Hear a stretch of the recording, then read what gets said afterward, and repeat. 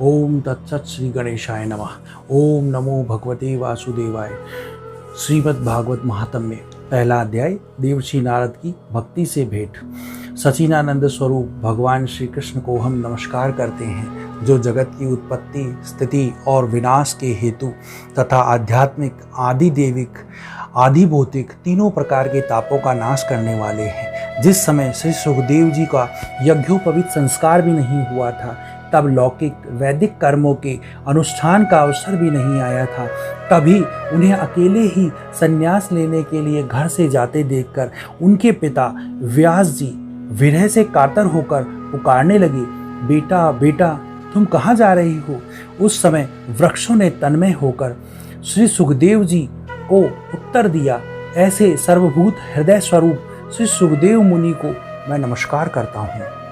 एक बार भगवत कथामृत का रसास्वादन करने में कुशल मुनिवर सुखदेव जी ने नेमिश्रण क्षेत्र में विराजमान महामती सुखदेव जी सूत जी को नमस्कार करके उनसे पूछा। सौनक जी बोले, सूत जी, आपका ज्ञान अज्ञानांधकार को नष्ट करने के लिए करोड़ों सूर्यों के समान है। आप हमारे कानों के लिए रसायन अमृत स्वरूप सार गर्भित कथा कहिए।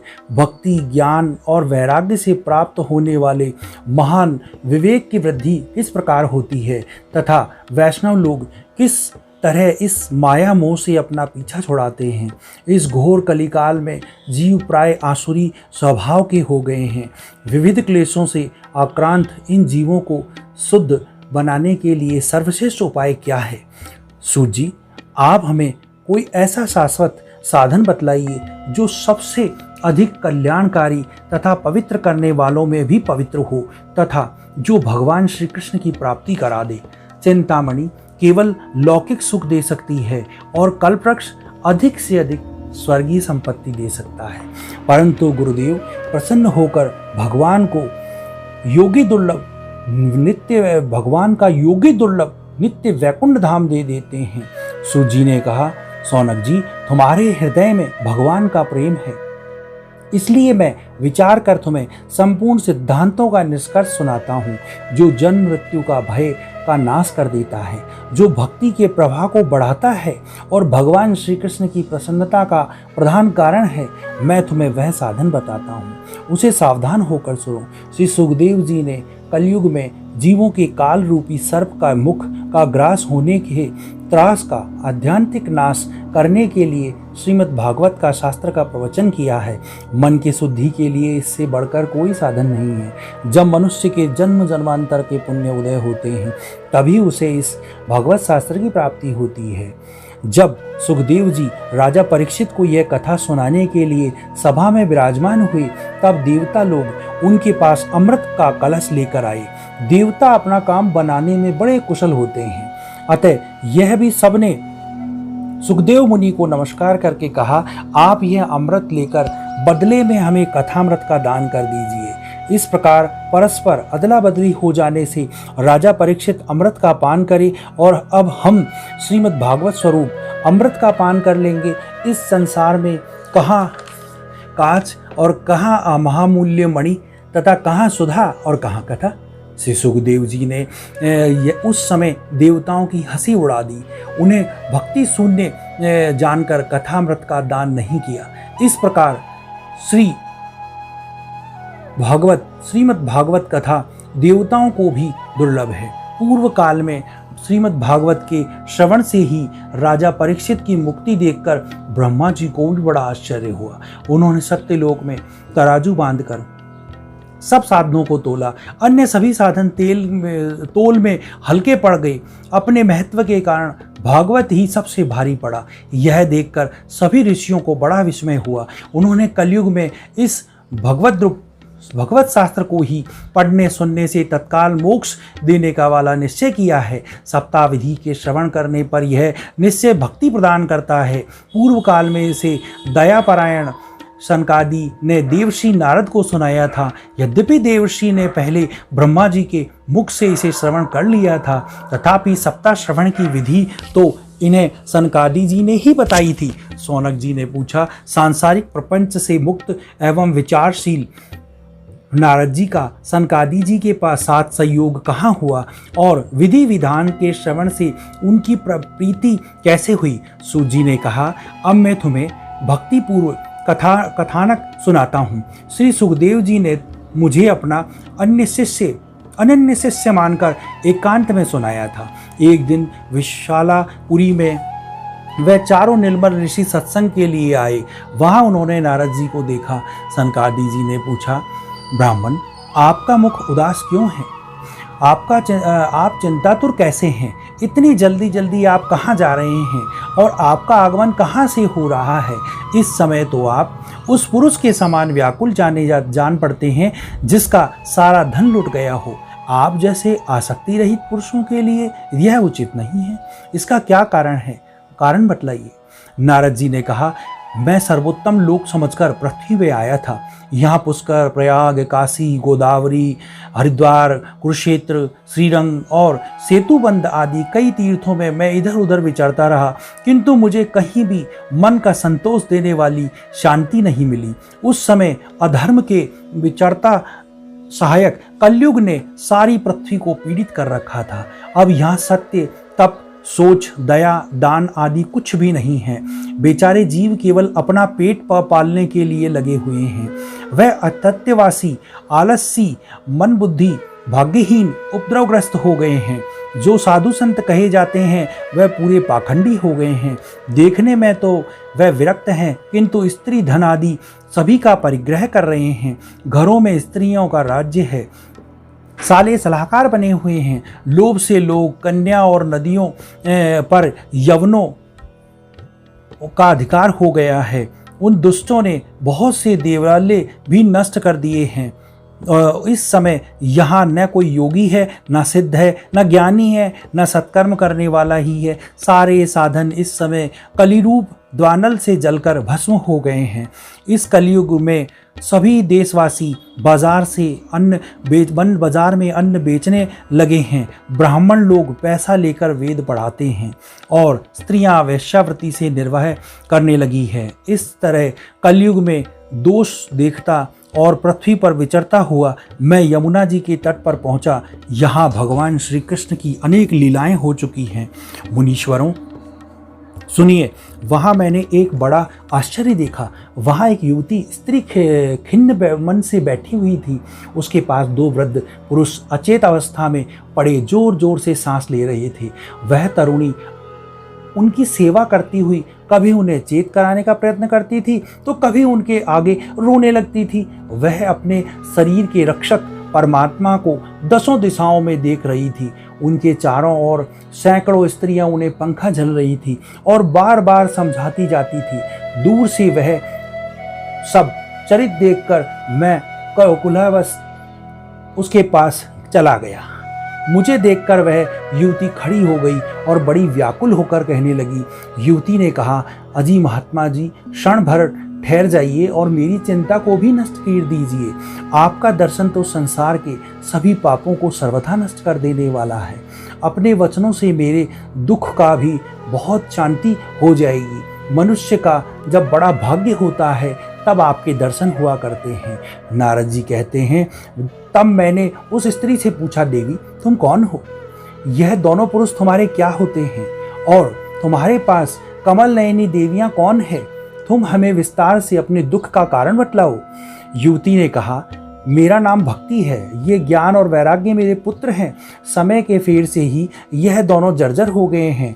यह देवियां गंगा जी आदि नदियां हैं। यह सब मेरी सेवा करने के लिए ही आई हैं। इस प्रकार साक्षात देवियों के द्वारा सेवित होने पर भी मुझे सुख शांति नहीं है। तपोधन, आप ध्यान करके मेरा वृतांत सुनिए। मेरी कथा वैसे तो प्रसिद्ध है, फिर भी उसे सुनकर आप मुझे शांति प्रदान करें। मैं द्रविड़ देश में उत्पन्न हुई, कर्नाटक में बढ़ी, कहीं कहीं महाराष्ट्र में सम्मानित हुई, किंतु गुजरात में मुझको बुढ़ापे आने आ घेरा। वहाँ घोर कलयुग के प्रभाव से पाखंडियों ने मुझे अंग भंग कर दिया। चिरकाल तक यह अवस्था रहने के कारण मैं अपने पुत्रों के साथ दुर्बल निस्तेज हो गई। अब जब से मैं वृंदावन आई हूँ तब से पुनः परम सुंदरी रूपवती नवयुवती हो गई हूँ, किंतु सामने पड़े हुए यह दोनों मेरे पुत्र थके मांदे दुखी हो रहे हैं। अब मैं यह स्थान छोड़कर अन्यत्र जाना चाहती हूँ। ये दोनों बूढ़े हो गए हैं, इसी दुख से मैं दुखी हूँ। मैं तरुणी विपरीतता क्यों? ऐसा हो तो होना चाहिए कि माता बूढ़ी हो और परम पुत्र तरुण हो। इसी से मैं आश्चर्यचकित चित्त से अपनी इस अवस्था पर शोक करती रहती हूँ। आप परम बुद्धिमान और योगी निधि हैं, इसका कारण क्या हो सकता है, बतलाइए। नारद जी ने कहा, साध्वी, मैं अपने हृदय में ज्ञान दृष्टि से तुम्हारे संपूर्ण दुख को देखता हूँ। तुम्हें विषाद नहीं करना चाहिए। श्री हरि तुम्हारा कल्याण करेंगे। सूत जी के कहते हैं, मुनिवर नारद जी के ने एक क्षण में ही उसका कारण जानकर कहा। नारद जी ने कहा, देवी सावधान होकर सुनो, तुम दारुण कलयुग है। इसी के कारण इस समय सदाचार, योग, धर्म और तप आदि सभी लुप्त हो गए हैं। लोग शठता और दुष्कर्म में लगकर अघासुर बन गए हैं। संसार में जहाँ देखो वहीं सत्पुरुष दुख से मलान है और दुष्ट सुखी हो रहे हैं। इस समय जिस बुद्धिमान पुरुष को धैर्य बना है वही बड़ा ज्ञानी या पंडित है। पृथ्वी क्रम से प्रतिवर्ष शेष जी के लिए भाररूप होती जा रही है। अब यह छूने योग्य तो क्या देखने योग्य भी नहीं रह गई और ना इसमें कोई मंगल ही दिखाई देता है। अब किसी को पुत्रों के साथ तुम्हारा दर्शन भी होता है। विषयानुराग के कारण अंधे बने हुए जीवों से उपेक्षित होकर तुम जर्जर हो रही हो। वृंदावन के सहयोग से तुम फिर नवीन तरुणी हो गई हो। अतः यह वृंदावन धाम धन्य है, जहाँ भक्ति सर्वत्र नृत्य करती रहती है। परंतु तुम्हारे यह दोनों पुत्र का यहाँ कोई ग्राहक नहीं है, इसलिए इनका बुढ़ापा नहीं छूट रहा है। यहाँ दोनों कुछ आत्म सुख की प्राप्ति होने के कारण सोते से जान पड़ते हैं। भक्ति ने कहा, राजा परीक्षित ने इस पापी कलयुग को क्यों रहने दिया? इसके आते ही सब वस्तुओं का सार न जाने कहाँ चला गया। करुणामय श्री हरि ने से भी यह अधर्म कैसे देखा जाता है? मुने मेरा यह संदेह दूर कीजिए। आपके वचनों से मुझे बड़ी शांति मिली है। नारद जी ने कहा, बोले, यदि तुमने पूछा है तो प्रेम से सुनो कल्याणी, मैं तुम्हें सब बताऊंगा और तुम्हारा दुख दूर भी हो जाएगा। जिस दिन भगवान श्री कृष्ण इस भूलोक को छोड़कर अपने परमधाम को पधारे, उसी दिन से यहाँ संपूर्ण साधनों में बाधा डालने वाला कलयुग आ गया। दिग्विजय के समय राजा परीक्षित की दृष्टि पड़ने से कलयुग दीन के समान उनकी शरण में आया। भ्रमर के समान सारग्राही राजा ने यह निश्चय किया कि इसका वध मुझे नहीं करना चाहिए, क्योंकि जो फल तपस्या, योग एवं समाधि से भी नहीं मिलता, कलयुग में वही फल श्री हरि के कीर्तन से ही भली भांति मिल जाता है। इस प्रकार सारहीन होने पर भी उसे एक ही दृष्टि में सार युक्त देखकर उन्होंने कलयुग में उत्पन्न होने वाले जीवों के सुख के लिए ही इसे रहने दिया था। इस समय लोगों के कुकर्म से प्रवृत्त होने के कारण सभी वस्तुओं का सार निकल गया है और पृथ्वी के सारे पदार्थ बीजहीन भूसी के समान हो गए हैं।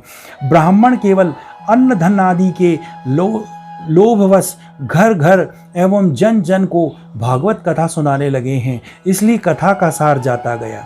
तीर्थों में नाना प्रकार के अत्यंत घोर कर्म करने वाले नास्तिक और नारकी पुरुष भी रहने लगे हैं, इसलिए तीर्थों का प्रभाव जाता रहा। जिनका चित्त निरंतर काम, क्रोध, महान लोभ और तृष्णा से तपता रहता है, वह भी तपस्या का ढोंग करने लगे हैं, इसलिए तप का भी सार निकल गया है।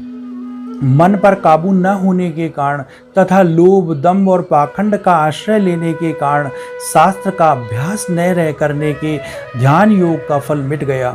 पंडितों की